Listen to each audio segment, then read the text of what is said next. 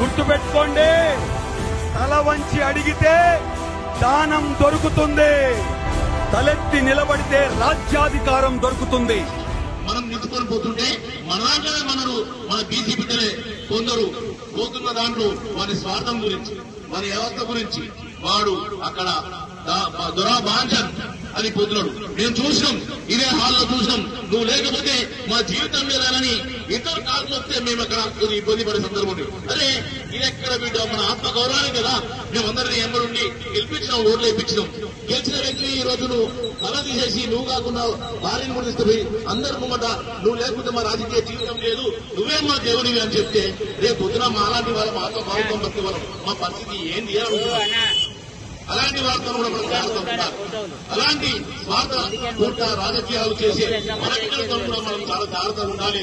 మన ఎవరు ప్రవర్తన తీసుకుంటలేదు. మేము 60% ఉన్నాం.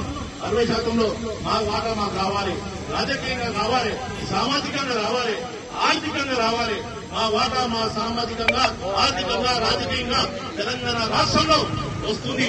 సాగులు మావైన రాష్ట్రం రావడానికి సాగులు ఎవరు రాష్ట్రం సాధించిన జయంతి చేసినటువంటి మన జనమలకు ప్రత్యేకంగా బీసీ సంఘం నుంచి అభినందన తెలియజేస్తున్నాం.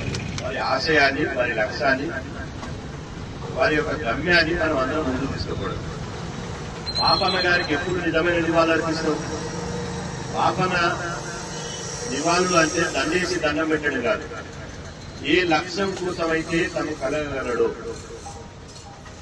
ఎట్లాంటి గమ్యాన్ని ఎంచుకున్నాడో, ఏ బిడ్డలకైతే రాజ్యాధికారం కావాలన్నాడు అది తీసుకొచ్చినప్పుడే పాపన్న. ఈ పోరాటం ఐక్యతతో, చైతన్యంతో, ప్రజాస్వామ్య మార్గంలో జరగాలి.